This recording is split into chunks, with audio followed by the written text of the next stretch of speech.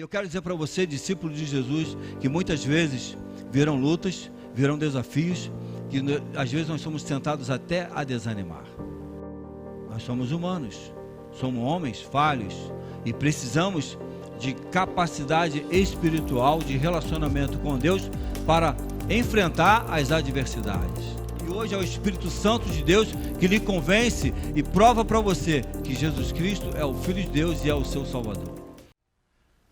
Se não fosse Jesus na sua vida, onde você estaria hoje? Onde você estaria? Às vezes eu fico perguntando, se não fosse Jesus na minha vida, onde eu estaria no domingo, agora pela manhã, à noite, fazendo o quê? Ou no sábado? E aí?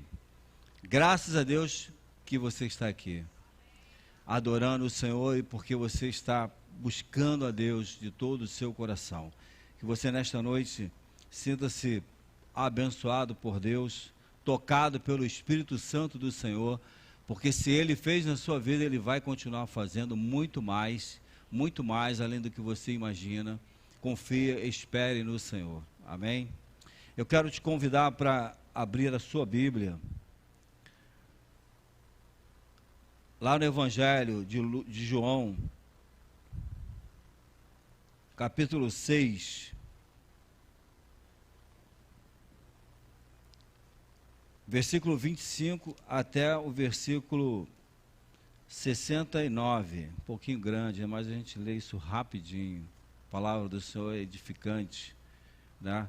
Aqui estão os evangelhos de João, o Evangelho de João, e ele narra muitas coisas boas em relação ao que Jesus veio nos ensinar, o que Jesus bateu de frente com os fariseus, com os religiosos do seu tempo, narra os milagres acontecidos, narra o primeiro milagre de Jesus também, foi nas bodas de Caná, e no versículo 25 diz que ele é o pão da vida, Jesus o pão da vida, e começa assim: quando o encontraram do outro lado do mar, perguntaram-lhe: mestre, quando chegaste aqui?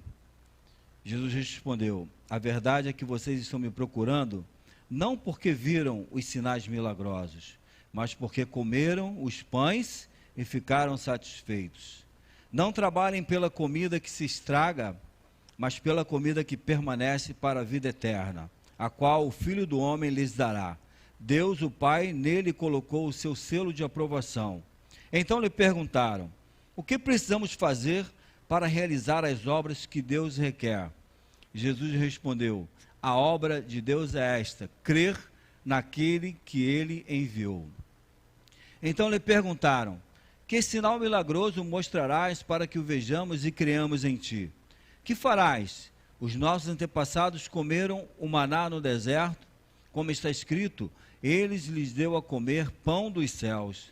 E declarou-lhes Jesus: digo-lhes a verdade, não foi Moisés quem lhes deu pão do céu, mas é meu Pai quem lhes dá o verdadeiro pão do céu. Pois o pão de Deus é aquele que desceu do céu e dá vida ao mundo. E disseram eles: Senhor, dá-nos sempre desse pão. Então Jesus declarou: eu sou o pão da vida. Aquele que vem a mim nunca terá fome. Aquele que crê em mim nunca terá sede. Mas, como eu lhes disse, vocês me viram, mas ainda não creem. Todo aquele que o Pai me der virá a mim, e quem vier a mim eu jamais rejeitarei. Pois desci dos céus não para fazer a minha vontade, mas para fazer a vontade daquele que me enviou. E esta é a vontade daquele que me enviou, que eu não perca nenhum dos que ele me deu, mas o ressuscite no último dia. Porque a vontade de meu Pai é que todo aquele que olhar para o Filho e nele crer tenha a vida eterna, e eu o ressuscitarei no último dia. Com isso, os judeus começaram a criticar Jesus, porque dissera: eu sou o pão que desceu do céu. E diziam: este não é Jesus, o filho de José? Não conhecemos seu pai e sua mãe? Como ele pode dizer, desci do céu? Respondeu Jesus: parem de me criticar. Ninguém pode vir a mim se o Pai que me enviou não o atrair, e eu o ressuscitarei no último dia. Está escrito nos profetas: todos serão ensinados por Deus. Todos os que ouvem o Pai e dele aprendem, vêm a mim. Ninguém viu o Pai a não ser aquele que vem de Deus. Somente ele viu o Pai. Asseguro-lhes que aquele que crer tem a vida eterna. Eu sou o pão da vida. Os seus antepassados comeram do maná do deserto, mas morreram. Todavia aqui está o pão que desce do céu, para que não morra quem dele comer. Eu sou o pão vivo que desceu do céu. Se alguém comer deste pão, viverá para sempre. E este pão é a minha carne, que eu darei pela vida do mundo. Então os judeus começaram a discutir exaltadamente entre si: como pode este homem nos oferecer a sua carne para comermos? E Jesus lhe disse: eu lhes digo a verdade. Se vocês não comerem a carne do Filho do Homem e não beberem o seu sangue, não terão vida em si mesmos. E todo aquele que come a minha carne e bebe o meu sangue tem a vida eterna, e eu ressuscitarei no último dia. Pois a minha carne é verdadeira comida, e o meu sangue é verdadeira bebida. Todo aquele que come a minha carne e bebe o meu sangue permanece em mim e eu nele. E da mesma forma como o Pai que vive me enviou, eu vivo por causa do Pai. E assim aquele que se alimenta de mim viverá por minha causa.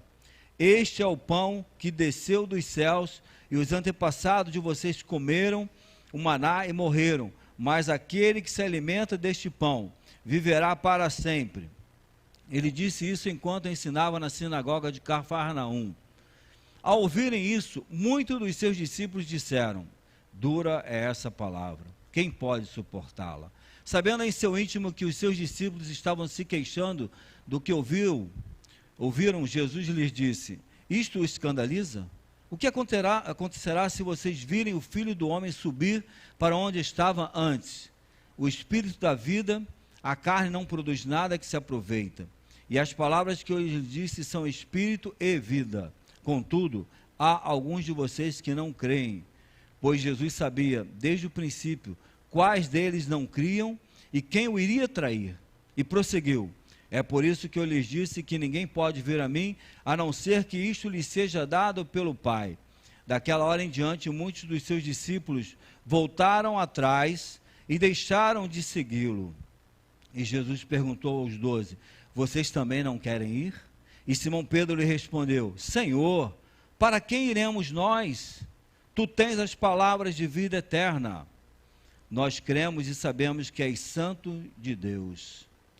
Repita comigo, por favor, o versículo 68. Senhor, para quem iremos nós? Mais uma vez, Senhor, para quem iremos nós?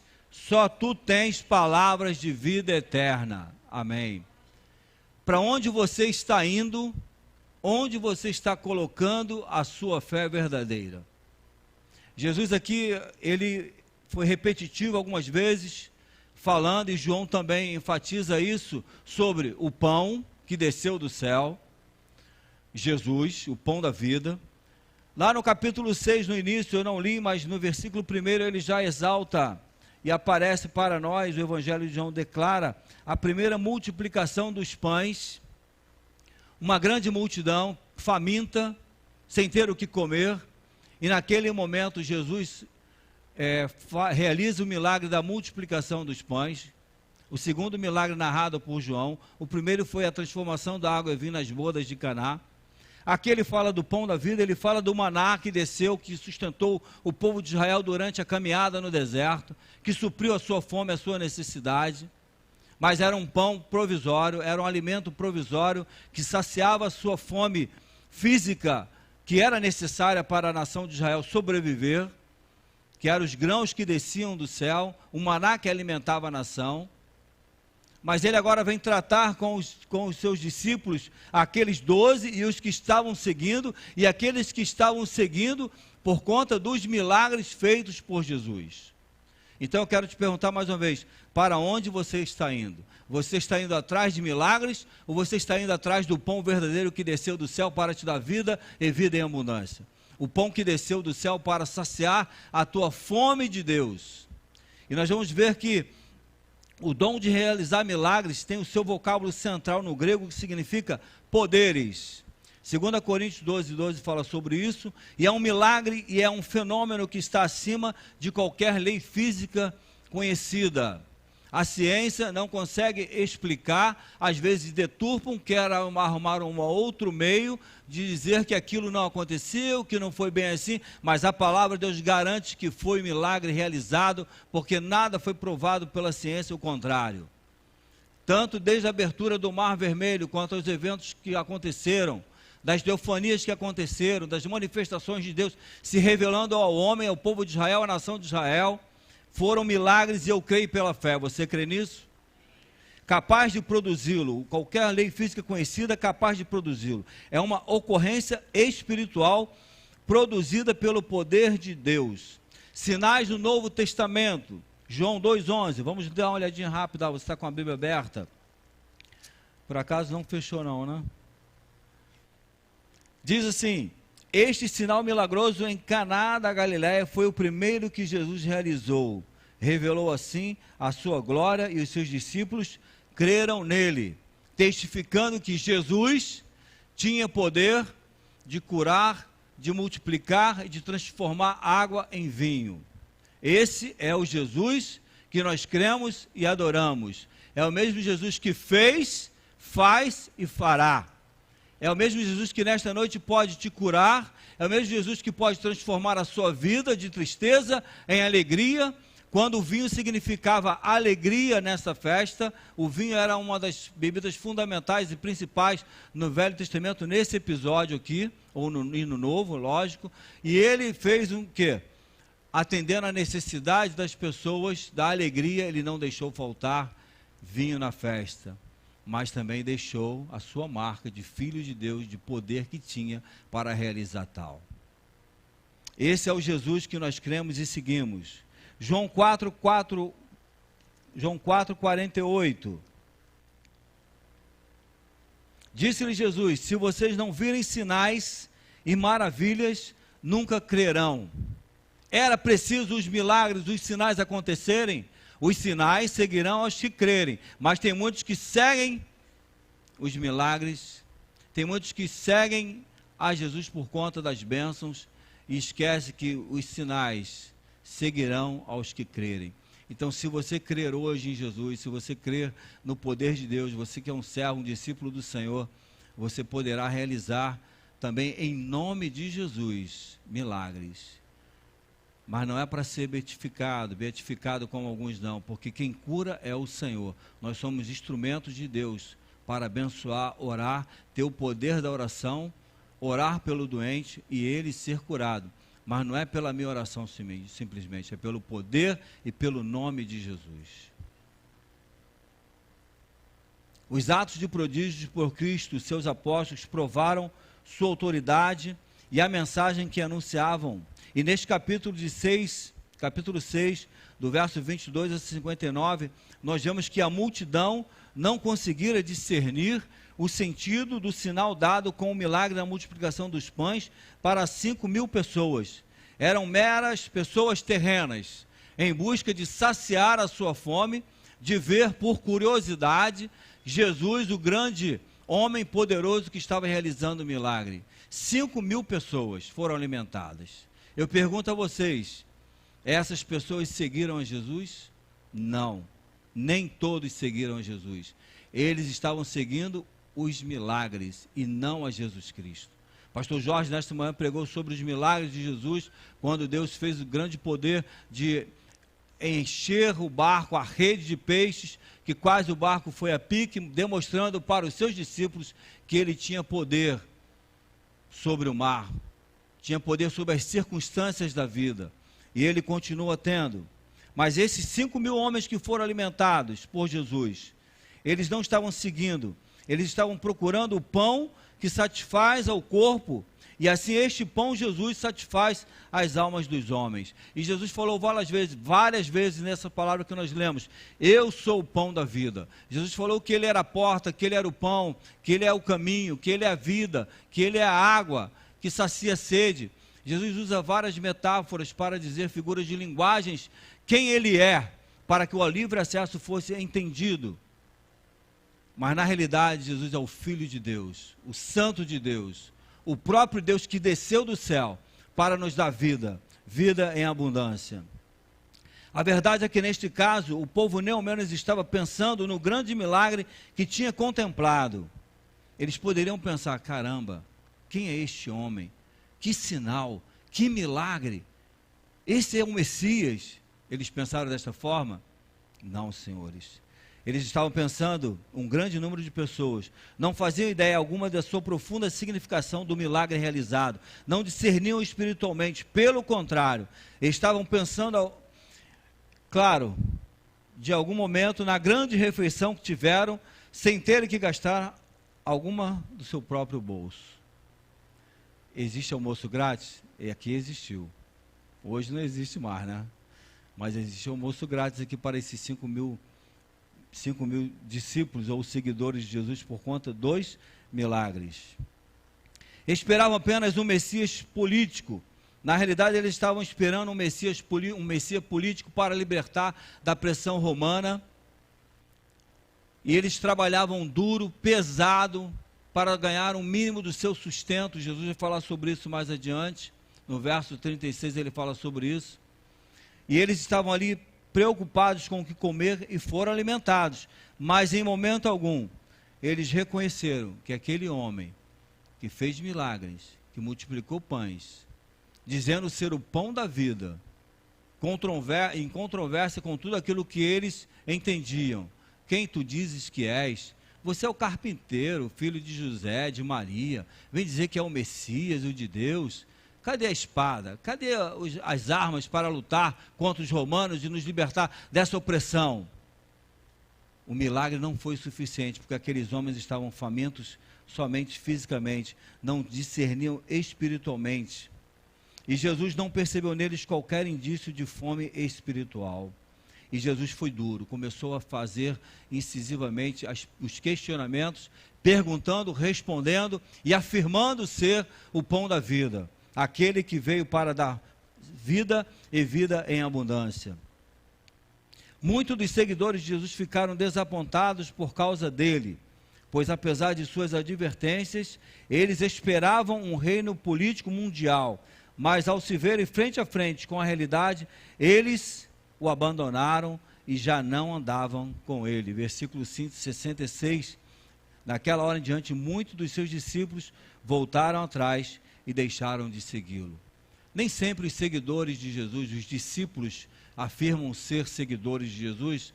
Na hora que o bicho pega, na hora da pressão, da perseguição, eles aguentam ficar. Muitos desistem na caminhada cristã. Muitos não são adoradores verdadeiros, são interesseiros em receber bênçãos, estão querendo resolver seus problemas e abandonaram Jesus Cristo. Quantos discípulos de Jesus que começaram uma boa caminhada e hoje já não mais estão na caminhada da vida cristã? O que aconteceu? Por isso que eu perguntei no início, para onde nós estamos indo? Qual a direção que estamos tomando? É a afirmativa de Pedro, para onde iremos nós, Senhor, se só tu tens palavras de vida? Esses aqui que desistiram, nem questionaram para onde iremos. Eu já sei para onde vou sair fora. Vou deixar de seguir a Jesus, porque esse não é o Jesus, o forte, o político, o Messias, o guerreiro, que vai nos libertar do poder de Roma. E desistiram da caminhada. E eu quero dizer para você, discípulo de Jesus, que muitas vezes virão lutas, virão desafios, que às vezes nós somos tentados até a desanimar. Nós somos humanos, somos homens falhos e precisamos de capacidade espiritual, de relacionamento com Deus para enfrentar as adversidades. Seja ela uma doença, um desemprego, uma situação financeira, e às vezes falar, isso é fácil, dar conselho para alguém é fácil, mas e quando acontece comigo? Não é tão fácil assim. E esses homens, eles desistiram da caminhada. Não desista, querido, porque Jesus Cristo quer continuar te alimentando espiritualmente. Amém? Eles aprendiam dos rabinos nas sinagogas, esses discípulos, certos princípios espirituais, mas pouco do próprio Messias. Portanto, para eles, a religião era algo que deveria ser deixado aos cuidados dos profissionais. Jesus não estava advogando uma nova forma de legalismo religioso que exigisse rigorosa observância de leis, mas antes uma mudança de mente para entender espiritualmente os princípios da verdadeira religião. O judaísmo tinha seus ritos, seus costumes, e uma religião firmada em ritos, em rituais, e não em entender e discernir espiritualmente as profecias ora faladas que o Messias viria com grande poder, o Filho de Deus viria, e ele veio. Estava no meio da nação e eles não acreditavam. De fato, é mais fácil trabalhar no mundo físico do que esforçar-se visando o desenvolvimento da própria alma. Era mais fácil. Jesus falou para eles no versículo 27, quando ele diz: não trabalhem pela comida que se estraga, mas pela comida que permanece para a vida eterna, a qual o Filho do Homem lhes dará. Para eles era muito mais fácil viver na opressão de Roma, trabalhar, ganhar muito pouco para manter só o sustento do alimento, do que se dobrar diante do Messias, do Jesus Cristo, encarnado homem, encarnado na pessoa de Jesus Cristo, o próprio Deus, a seguir as suas leis, a seguir os seus mandamentos. De fato, é mais fácil trabalhar no mundo físico. Isso nos chama a atenção, queridos, quanto à questão do trabalho pela comida que se estraga. Quanto tempo desperdiçado. Quantos discípulos abandonaram a caminhada da vida cristã, abandonaram inclusive famílias, casamentos foram à bancarrota porque, não, eu tenho que trabalhar, eu tenho que sustentar minha família, eu tenho que trabalhar de domingo a domingo, eu tenho que rodar no Uber, eu tenho que dirigir táxi, eu tenho que fazer hora extra, eu tenho que sustentar minha família. E aí a fé vai desanimando, o cansaço vai chegando, a pressão não vai aguentando mais a pressão, a cobrança, e ele começa a jogar a toalha, começa a se distanciar, não é mais exemplo, não sente mais a alegria de estar reunido como o corpo de Cristo para adorar. Cuidado, Jesus advertiu a esses homens que não deveria trabalhar somente pela comida que se estraga. Trabalhar é legítimo, você deve fazer, eu devo fazer, mas você tem que ter o quê? Controle, tempo para o Senhor. Buscai primeiro o reino de Deus e a sua justiça, e as demais coisas vos serão acrescentadas. Quantos homens que deixaram de trabalhar no domingo, deixaram de fazer hora extra, e o seu salário multiplicou, e o seu salário dá para pagar as contas, e Deus continua sendo o provedor da família. Amém? De fato, os agricultores galileus trabalhavam arduamente, como eu já disse, para os proprietários de suas terras, e por sua vez colhiam apenas o mínimo necessário para manter seus corpos físicos. Em contraste com isso, Jesus era plenamente capaz de satisfazer-lhes amplamente as almas, dando-lhes vida eterna e satisfazendo a alma. Você consegue entender quando Jesus fala para aqueles homens que ele é o pão da vida? Esquece a transubstanciação, que alguns pegam esses textos e começam a discernir e tentar dizer que o elemento da ceia do Senhor, aquele pão, o vinho que nós praticamos aqui na comemoração da morte de Cristo e sua ressurreição, que eles se transformam verdadeiramente no corpo de Cristo. Não é verdade. O pão é pão, o vinho é vinho, aquilo é apenas um memorial que nos remete ao sacrifício de Jesus na cruz por nós, e que ele não ficou morto, que ele ressuscitou. E por isso a igreja celebra. Agora alguns entendem que o pão é o corpo de Cristo presente que traz graça. A graça que traz o pão do céu, nesse momento, nesse contexto, era o próprio Jesus Cristo vivo. Ele trouxe graça, trouxe paz e vida abundante para aqueles homens, mas foram desprezados. E hoje é o Espírito Santo de Deus que lhe convence e prova para você que Jesus Cristo é o Filho de Deus e é o seu Salvador. E é o Espírito Santo de Deus que vai trabalhar no seu coração nesta noite. É Ele que está falando, é Ele que vai alimentar a sua alma, é Ele que vai matar a sua sede de Deus. Não existem religiões adversas que poderá fazer isso. Somente um. Jesus Cristo é o caminho, a verdade e a vida. E é Ele que lhe dá a condição de se ligar até o céu. 28, o versículo diz: então lhe perguntaram, o que precisamos fazer para realizar as obras que Deus requer? A verdadeira religião não consiste em obras, e sim em atitude interna, chegando até os pensamentos e os motivos do coração e da alma. Acostumados ao sistema judaico de ritos e cerimoniais das autoridades do judaísmo, eles fizeram essa pergunta: o que eu posso fazer para requerer para ser salvo? Não são as boas obras, não são atitudes de ritos religiosos, não são rituais. É um coração contrito, quebrantado, reconhecendo que necessita de Jesus Cristo, que pode lhe dar vida e salvação. É só Jesus Cristo. Não existe amuleto, não existe despacho, não existe promessas de subir escadas para ser abençoado. Você pode até subir escada da penha, escadaria, o que você quiser fazer, mas a bênção não está neste ato ritual. A bênção está na concessão, na posse que Jesus tem para lhe dar.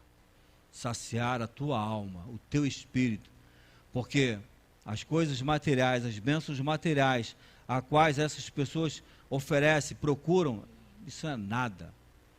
O que Jesus quer dizer é que Ele é o pão que desceu para saciar espiritualmente. É o pão que vem unir a sua vida espiritual, porque você tem um espírito que dará conta a Deus. E esse espírito só pode ser unido pelo Espírito de Deus até a presença de Deus Pai. Jesus Cristo é o próprio Deus encarnado na pessoa de Jesus Cristo, que veio abrir caminho para que você chegue até a presença de Deus e tenha um relacionamento com Ele. E era isso que eles não estavam entendendo por conta das religiões, por conta do judaísmo, por conta dos rituais. Esquece os rituais. Lembre-se da sua fé em Jesus Cristo. A fé tem um objeto, e esse objeto é a pessoa de Cristo. União vital com Cristo Jesus, que leva o crente a expressar a presença de Cristo em sua vida e em todas as suas ações. Estar em Cristo significa mudança de mente e de atitude. As suas ações têm que ser diferentes de antes como você era. Por isso que eu perguntei para você, se você não tivesse Jesus Cristo, onde você estaria esta noite? Quando você não tinha Jesus Cristo, o que você fazia? Hoje você já não faz. Você continua sendo um pecador, mas não tem mais prazer no pecado de antigamente. Por quê? Porque a sua mente, seu coração foi mudado. As suas ações agora devem ser outras. Seguir a Jesus, obedecê-lo e procurar a santificação. Amém? Vida eterna que Jesus veio nos dar não é simplesmente uma vida sem fim. É uma modalidade de vida, a participação da vida divina em nós. Não é simplesmente uma vida sem fim, mas é uma vida plena da presença de Deus, eternamente. E quando este corpo for à cova, for sepultado, deteriorado, o seu espírito vai estar diante de Deus para viver uma vida plena, desde que você creia que Jesus Cristo é o Filho de Deus e veio para lhe dar essa vida em abundância. Ele veio saciar a nossa sede, a nossa fome de Deus. E os homens estão com fome de Deus, queridos. Estão famintos do Senhor. Só que muitos estão buscando nos lugares errados. Existe uma música do Gilberto Gil que eu não entendo muito bem o que ele quer dizer com sua poesia, mas ele fala: se eu quiser falar com Deus, tem que comer o pão que o diabo amassou, tem que fazer isso, tem que subir a escada no céu. Nada disso, isso são rituais. Se você quiser falar com Deus, você fala agora. Abre o seu coração para Ele, quebrantado e contrito. Confessa que Jesus Cristo é o Senhor, confessa o seu pecado, Ele vai estar te ouvindo. Onde você estiver agora sentado em casa, onde estiver, Ele tem poder para te salvar. Não há ritos. Os judeus sempre pediam um sinal. João 6,48. Eu sou o pão da vida. Asseguro-lhes que aquele que crê tem a vida eterna. Eu sou o pão da vida. Os seus antepassados comeram maná no deserto, mas não morreram. Toda vez que está o pão que desceu do céu. Errei a referência, não é João 4,48. Desculpa. Calma aí, eu estou lendo 6, é o 4. Desculpa. 4,48. Diz assim: disse-lhe Jesus: se vocês não virem sinais e maravilhas, nunca crerão. Vocês conhecem alguém assim? Os judeus, eles queriam muitos sinais. E sinais eles tiveram de sobra. O povo de Israel experimentou milagres no deserto. Mar se abrindo, maná descendo, coluna de fogo, multiplicações, curas, milagres. E aí? Qual o sinal que você quer mais? Qual o sinal que você está procurando? Eles sempre estavam procurando sinais. Quando Cristo estava pendurado na cruz, eles pediram um sinal. Verso 30. Se tu és o Cristo, desça daí. Prove que tu tem poder de sair dessa cruz. Isso era a voz do diabo. Porque era o plano de Deus que Jesus morresse na cruz, seu sangue fosse derramado para perdoar pecados, o único sacrifício vivo. E o povo estava pedindo um milagre. Desça da cruz, porque aí nós vamos para o inferno.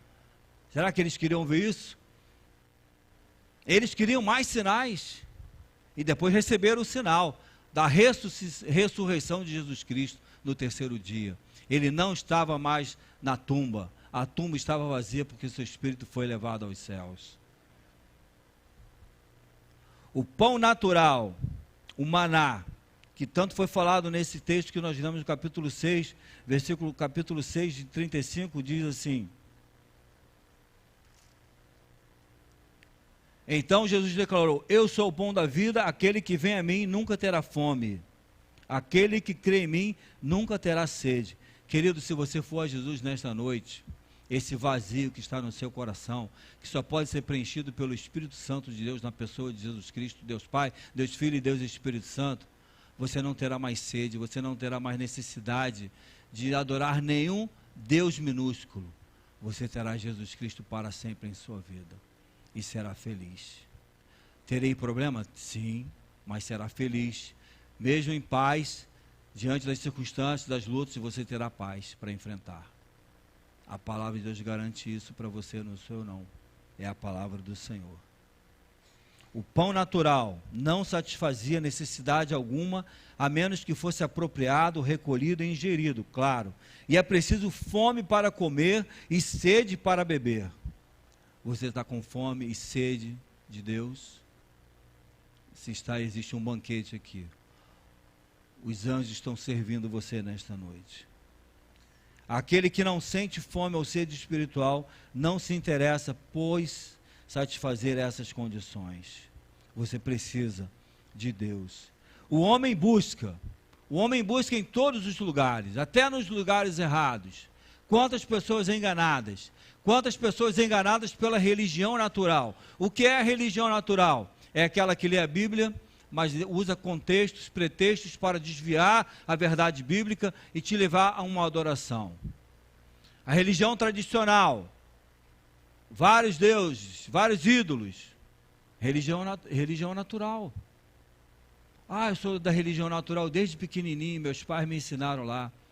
Mas por que você faz o sinal da cruz? Por que você foi batizado? Ah, não sei, eles que me batizaram. Você precisa ter convicção da religião verdadeira.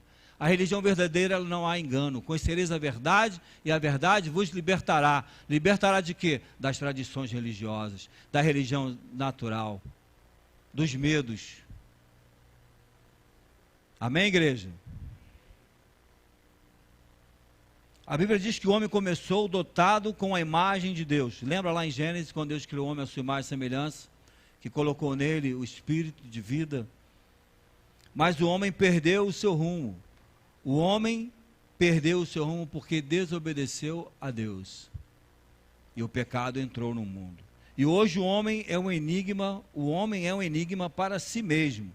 No interior de cada homem há um certo senso de frustração. Claro, aqueles que não foram cheios, alimentados pelo Espírito Santo de Deus. Eles se perguntam: o que eu estou fazendo nesta vida tão ingrata? O que eu estou fazendo nesta vida tão vazia? A vida não pode ser assim, tão vazia, tão sem graça. Claro que a vida sem Deus é vazia.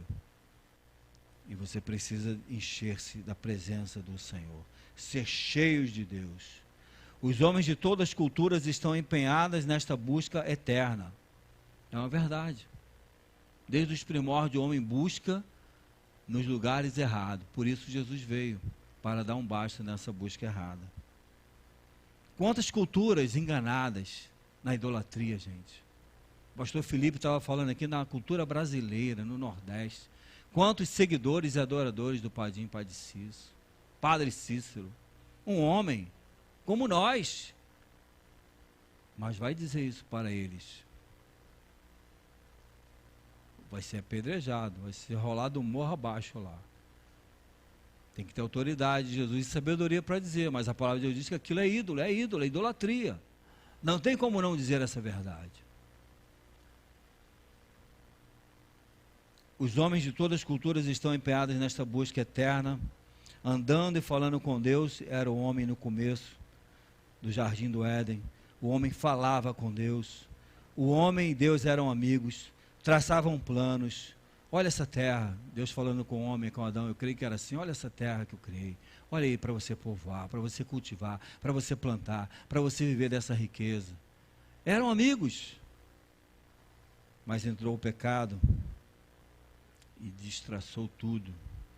Por isso que aqueles que não entendem isso, acham que a vida é sem graça. A vida não é sem graça, não. A vida é bela, a terra é linda, a natureza é linda, a natureza que Deus criou é muito bela. E mais bela é a vida que Ele lhe deu. E você deve desfrutá-la com o dono da sua vida, que é Jesus Cristo. Religiões verdadeiras e falsas é um outro grande problema que o judaísmo enfrentou nas questões religiosas. Os dois altares acesos do lado de fora do jardim do Éden, ilustrada essa diferença entre a religião verdadeira e a falsa, a gente lembra de quem? De um dos altares era de Abel, que trouxe a sua oferta da gordura, que trouxe dos primogênitos do seu rebanho, com oferenda ao Senhor Deus. Ele fez sua oferta impelido pelo amor e pela adoração, em humildade e referência. Uma oferta de gratidão, uma oferta de amor, de reconhecimento de quem Deus era. E o outro, a oferta pertencia a Caim, o irmão mais velho, e trouxe uma oferta sem sangue. E Deus não se agradou de sua oferta. Lembra do sangue? A pastora Raquel pregou muito bem no domingo passado, sobre a manifestação, o poder que há no sangue de Jesus, o holocausto, o sangue, as ofertas que eram feitas. Se você não lembra, vê lá no YouTube a mensagem passada, que você vai aprender bastante coisa sobre isso. A outra pertencia a Caim, irmão mais velho, e trouxe uma oferta sem sangue, e Deus não se agradou da sua oferta. Isto serve para nos ensinar que existe uma maneira certa e uma maneira errada de entrar em contato com Deus. Um coração contrito, reconhecedor de que Cristo é o Senhor e deve ser adorado. E uma outra oferta por necessidade, por arrogância, sem amor, sem compromisso. Isso gerou o quê? No primeiro homicídio registrado na palavra de Deus. Pois ele ficou com inveja da oferta de seu irmão, foi e matou Abel. Abel verdadeiramente amava a Deus e o adorava, mas a adoração de Caim consistia em uma religiosidade sem sentido, tão oca e vazia. Querido, não seja religioso. Adore a Deus em espírito e em verdade. Ele te dá condições de você ter livre acesso à sua presença. É só você confessar os seus pecados diante dele, e ele vai perdoar os seus pecados, te purificar de toda a injustiça. Não fique preocupado quem você era, como você está. Abra o seu coração e ofereça um sacrifício vivo ao Senhor. Estamos chegando ao fim, tá bom? Contemplamos aqui o surgimento de uma certa linha de religiosidade que se separou do tronco principal da verdadeira adoração ao Senhor. Ao longo da história humana, essa linha de mera religiosidade estava destinada a tornar-se como um rio de proporções cada vez maiores. Vocês lembram? Esse foi um primeiro passo do desvio da verdadeira adoração e religião. O segundo passo a gente vê em Êxodo 32, de 1 a 4, enquanto Moisés estava lá no Monte Sinai, Deus havia resgatado o seu povo da escravidão no Egito. Agora no deserto eles fazem o quê? Um bezerro de ouro e o adoram em lugar de Deus. Êxodo 32, de 1 a 6. Ainda assim, Deus reitera a sua promessa de lhes dar a terra de Canaã, porém acrescenta: eu não subirei no meio de ti, resumindo a história, né? Moisés pediu que Deus riscasse o seu nome do livro da vida para que salvasse a nação de Israel, se assim fosse. E que ele precisava da presença de Deus para continuar liderando a nação de Israel. Ainda assim, Deus reitera a sua promessa: eu não subirei no meio de ti, porque és povo de dura cerviz, para que te não consuma no caminho. Êxodo 33, 3. Pense por um momento sobre tal oferta. Pense sobre isso. Eu achei linda essa comparação pelo autor, quando ele fala: o povo poderia ter as bênçãos de Deus sem as exigências de sua santa presença. Imagine se você fosse convidado, recebesse o ingresso para o céu sem a necessidade de ser santo. Você aceitaria a oferta? Obviamente que não, porque no céu não entra pecado. E Moisés disse para Deus: se tua presença não fores comigo, não me peças para guiar este povo. Se a tua presença não vai comigo, não nos faça subir deste lugar. Pois como se há de saber se achamos graça aos teus olhos, eu e o teu povo? Não é porventura em andares conosco, de maneira que somos separados, eu e teu povo, de todos os povos da terra? Foi um povo escolhido para herdar a Canaã, a celestial, não a terra de Canaã, que era passageira. Mas era uma promessa da nação de Israel, dominar, receber Canaã como uma terra. Em resposta extraordinária, em certo sentido, Moisés está recebendo como oferta a realização do seu objetivo de vida. E ele pode alcançá-lo sem obrigação de ser o seu povo peculiar de Deus, mas conhecer a Deus e o seu povo, que é o que realmente importa para Moisés. Querido, a vida cristã envolve uma experiência viva e palpável de Deus. Você entende isso? Como ter esse relacionamento com Deus? O cristianismo não consiste apenas de verdades sobre Deus, nas quais devemos crer, nem apenas de um estilo de vida que devemos adotar. É assim que eu tenho que fazer engessado. Não. É um verdadeiro relacionamento de mão dupla. Um relacionamento que experimentamos aqui e agora. E no passado os cristãos designavam esse relacionamento de comunhão com Deus. Hoje, normalmente, usamos a palavra comunhão apenas para referir à ceia do Senhor, mas essa comunhão continua aberta para falarmos da nossa experiência com Deus e termos essa experiência com Ele, incluindo a experiência da ceia do Senhor, que é de grande valia, em obediência àquilo que foi nos dado. Aqui entra o nosso segundo princípio, nossa união com Deus em Cristo, que é isso que ele veio dizer. E foi isso que Pedro entendeu, quando Pedro diz e pergunta: Senhor, quando Jesus fala e pergunta aos seus discípulos, vocês também não querem se retirar? Está difícil? É duro esse discurso? É duro ouvir todas essas verdades, que eu estou aqui cumprindo a vontade de Deus, que eu estou realizando milagres, mas vocês estão interessados só em receber sinais e prodígios, não querem saber que eu sou o próprio Deus que veio do céu para dar vida em abundância? E Pedro dá uma resposta linda para Jesus: Senhor. Pedro, aquele homem impetuoso, fala isso, nos remete, nos faz lembrar quem somos nós. Pedro, aquele homem que negou a Jesus. Pedro, que andou sobre as águas do mar e faltou-lhe fé, ele afundou e Jesus Cristo segurou pela mão e puxou. Homem como nós. Homem nervoso que se irou contra o soldado romano, cortou-lhe a sua orelha. Quem de nós aqui não se irou, não ficou nervoso? Não deu vontade de dar um diretão em alguém? Já teve um pastor que falou isso aqui, não sei quem foi. Quem? Foi não, né? Foi quem? Ih, dedurou, pastor Sidney. Mas não deu não, tá, gente? Só foi vontade. Irai-vos e não pequeis. Mas homens comuns. Paulo, esse homem impetuoso, Pedrão, aliás, Paulo, não Pedro, deixa Paulo em paz. Paulo foi também impetuoso, mas foi transformado pelo Senhor. E vindo deste homem essa palavra linda, esse reconhecimento: Senhor, para onde iremos nós, se só Tu tens palavras de vida eterna? Você quer ir para onde, querido, esta noite? Você quer continuar com Jesus, tem que pagar o preço. Você quer largar os ritos, a tradição religiosa da religião natural e quer seguir a Jesus? Quer ter certeza para onde você está indo? Diga isto nesta noite. Para onde iremos nós, se só Jesus Cristo tem palavra de vida eterna, de vida plena, vida abundante? E Ele veio dar essa vida abundante, esse relacionamento. E essa vida cristã envolve uma experiência de vida palpável de Deus. Você pode sentir o toque do Espírito Santo, você pode sentir a voz de Deus, você pode ouvir Deus falar, você pode ouvir Deus dar direção à sua vida. É só abrir o seu coração e deixar ser saciado pelo Senhor. Ter esse Espírito, essa verdade que liberta em sua vida. Esse relacionamento de um pai para com o filho é interessante. Tim Chester, ele faz uma observação muito legal que eu gostei do seu livro Esperando Mais de Deus, ou Buscando Mais de Deus.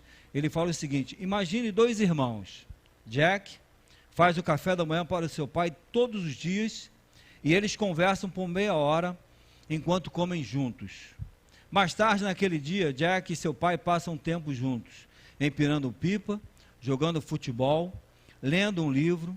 Ao contrário de Phil, outro irmão, o irmão mais velho de Jack não se envolve com seu pai, passa o dia inteiro em seu quarto ouvindo música no volume máximo, está nem aí para a hora do Brasil, né?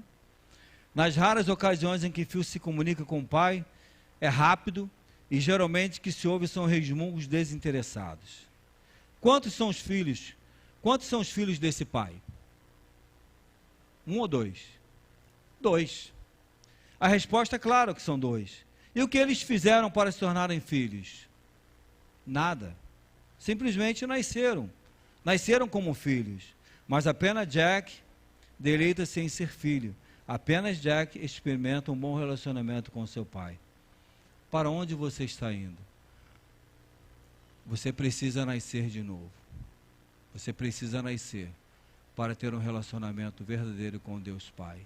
Ele é um pai amoroso que te ama e quer você, quer andar contigo, quer conversar com você, quer escutar música junto com você, quer dialogar com você, quer te aconselhar.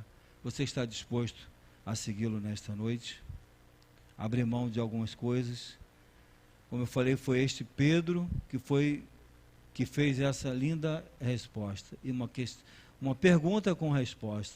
Para onde iremos nós, se só tu tens palavra de vida?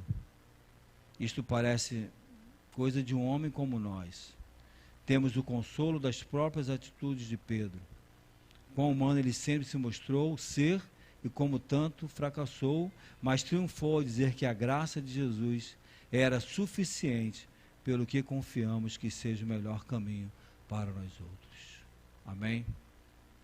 Repita comigo: para onde iremos nós, se só tu tens palavra de vida? Abaixe sua cabeça nesta hora. Eu gostaria que o ministério viesse aqui à frente. Eu quero dizer nesta noite que o Senhor quer estar preocupado e saber aonde você está indo. Ele conhece a tua vida, conhece as suas bagagens emocionais, conhece as suas crenças, conhece como está o seu coração nesta noite. Se você ainda está preso à religião natural, se você está preso a dogma, se você está preso à tradição, eu quero dizer que Jesus quer te libertar disso tudo. E Ele quer te dar uma vida plena, abundante, um acesso direto a Deus Pai. Você crê nisso? Se você quiser confessar isso para Jesus nesta noite, simplesmente eu quero te convidar, porque o Espírito Santo de Deus está falando ao seu coração nesta noite, para que você levante uma de suas mãos e diga: eu quero Jesus. Quem pode dizer isso? Com autoridade, no nome de Jesus. Deus abençoe você atrás, minha irmã. Deus abençoe mais alguém. Eu quero dizer: Senhor, eu preciso de Ti. O caminho que eu estou seguindo vai me levar à morte. Há caminhos que parecem direitos. Há caminhos que parecem perfeitos. Há caminhos que parecem ideais. Mas o fim dele é a morte. Você quer mudar de vida? Para onde você está indo? Dê meia volta. Mudança de mente e de atitude em Jesus Cristo. Eu quero te convidar, levante sua mão. Diga: eu quero Jesus na minha vida. Diga sem medo: é uma hora séria, de compromisso com Deus, mas fala, eu quero Jesus, Ele é o meu Senhor. Amém? Eu quero convidar essa irmã, essa pessoa que vem aqui à frente, alguém por favor acompanhe ela até aqui, nós queremos orar, igreja, vamos ficar de pé, eu quero abençoar a vida desta irmã, orando por ela, para que Deus possa continuar fazendo uma obra maravilhosa. Este é o grande milagre que Deus faz na vida de uma pessoa, quando ela diz, Senhor, estou aqui, eis-me aqui, eu preciso de Ti, eu quero reconhecer que eu dependo da Tua vida na minha vida, para que eu possa ter relacionamento com Deus. Jesus Cristo é o Senhor. Qual o seu nome, querido? Tatiana, Deus te abençoe ricamente. Desde...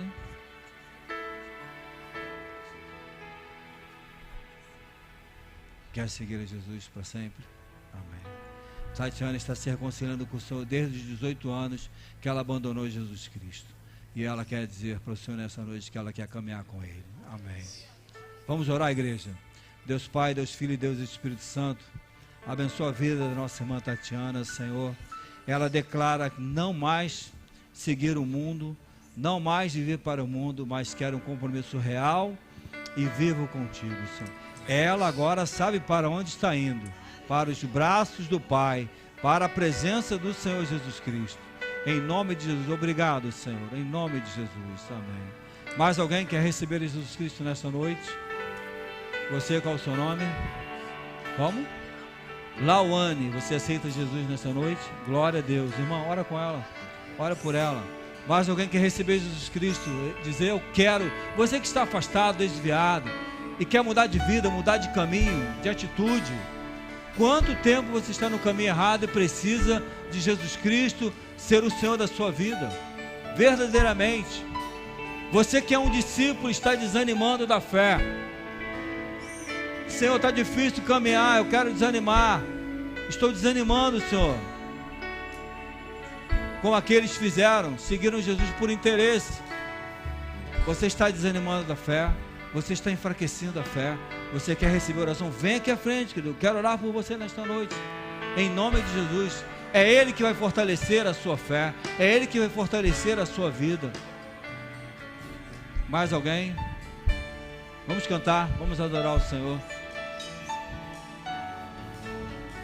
Amém.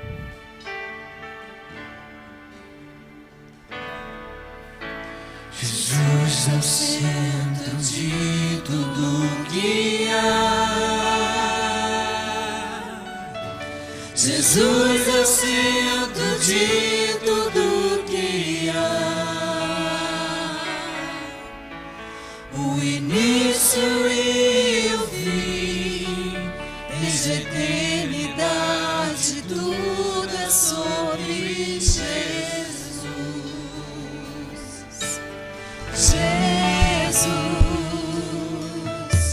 Jesus é o centro de tudo que há. Diga no seu coração, Jesus, Tu és o centro da minha vida. Adore ao Senhor com toda a sua alegria. No nome de Jesus. O início e o fim, desde a eternidade, tudo é sobre Jesus. Jesus, nada mais importa, nada se compara a Ti.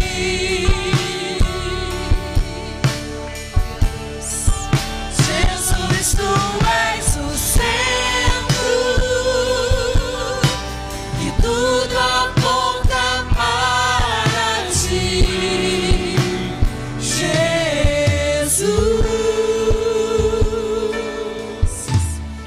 Jesus é o centro de todo meu ser. Jesus é o centro de todo meu ser. Meu início, meio e fim, que eu viva sempre para Ti, meu Jesus. Jesus, nada mais importa,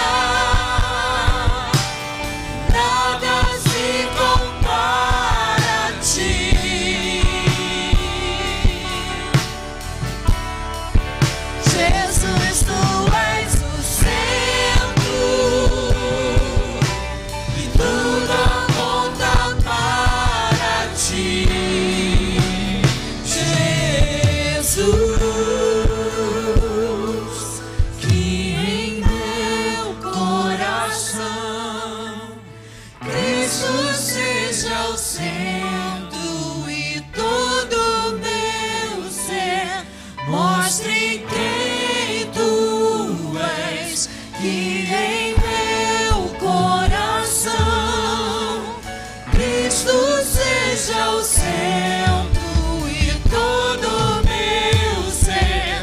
Mostre quem tu és, que em meu coração Cristo seja o centro e todo meu ser. Mostre quem tu és, que em meu coração Cristo seja o centro e todo meu ser.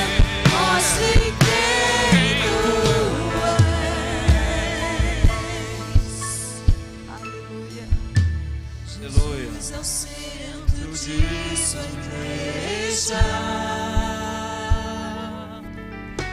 Jesus é o centro de sua igreja. Um dia me virá, como igreja eu vou me encontrar com Jesus.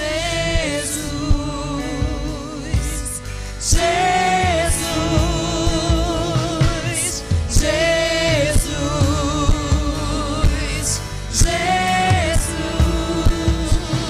Em meu coração Cristo seja o centro e todo meu ser. Mostre quem tu és, que em meu coração Cristo seja o centro e todo meu ser. Mostre quem tu és. Aleluia.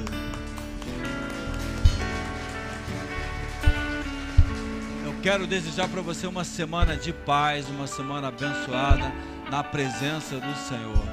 Que o Senhor te guarde, o Senhor te abençoe e o Senhor sobre ti levante o seu rosto e vos dê a paz, a alegria e a vitória no nome de Jesus. Amém. Sigam em paz, queridos.